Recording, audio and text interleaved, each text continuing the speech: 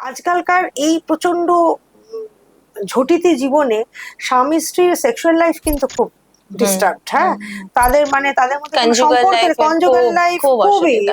তাদের কেউ কারোর সঙ্গে কথা বলে না, কেউ কারোর সঙ্গে এ করছে না। হ্যাঁ, দিনের পর দিন, যার জন্য দেখবেন আজকাল লোকে তো বিয়েও করতে চাইছে না, বাচ্চা তো দূরে। হ্যাঁ, তো তুমি একটুখানি এইটার কেন, কি তার প্রসেস, কেউ এসেছিল কিনা একটু যদি বলো। হ্যাঁ, এটার কাউন্সিলিং, কারণ রিলেশনশিপ কাউন্সিলিং এর মধ্যে এটা যেহেতু পড়ে, তো এই নিয়ে আসে বা বাচ্চার জন্য আসে যে এখন কি হয়, এখন তোমার স্পার্ম কোয়ালিটি বা তোমার এগ কোয়ালিটি, মানে অনেক রকম প্রবলেম দেখা যাচ্ছে। যেমন ছেলেদের ক্ষেত্রেও তোমার অসুবিধা হচ্ছে এবং মেয়েদের ক্ষেত্রেও তোমার অসুবিধা হচ্ছে।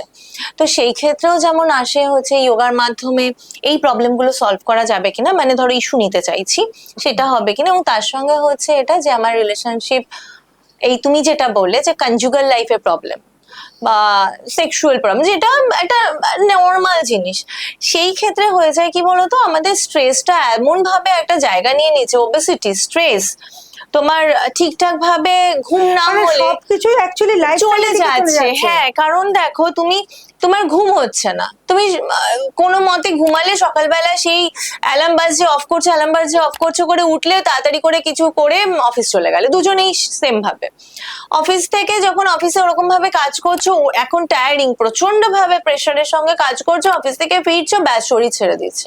তোমার তো একটা নিজেদের মধ্যে কোয়ালিটি টাইম স্পেন্ড করার জন্য একটা মানসিকতা দরকার। আগে লোকে একটা যেত, নাটক দেখতে যেত, একদিন একদিন জলসা দেখতে, এখন তো সবাই ওই ফোনে দেখে নিচ্ছে। সব থেকে অবাক তুমি জানো যে তুমি মানে হাজবেন্ড ওয়াইফ বসে রয়েছে, দুজনেই একসাথে বসে আছে, চা নিয়ে বসে আছে, কফি নিয়ে বসে আছে, দুজনের হাতে দুটো ফোন।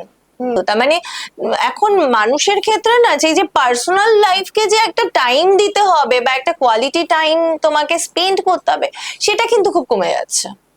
আচ্ছা, এবার একটা যে কথা জিজ্ঞেস করছি যে এদের কি এরকম হাজবেন্ড ওয়াইফ দুজনে কনজুগাল ইয়ে নেওয়া, থেরাপি এগুলো করে?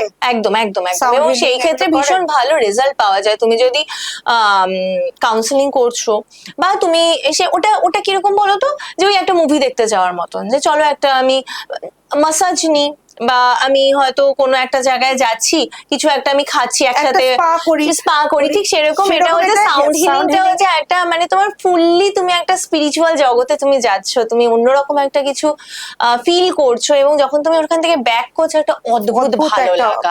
হ্যাঁ, একটা ম্যাজিক। তুমি যত সিম্পল ভাবে তোমার লাইফকে কাটাবে, তুমি তত সুন্দর হয়ে উঠবে। সুন্দর তো শুধুমাত্র স্কিন কেমন হচ্ছে সেটা নয়, ভিতরটা সুন্দর হলেই আমার বাইরেটা সুন্দর হয়।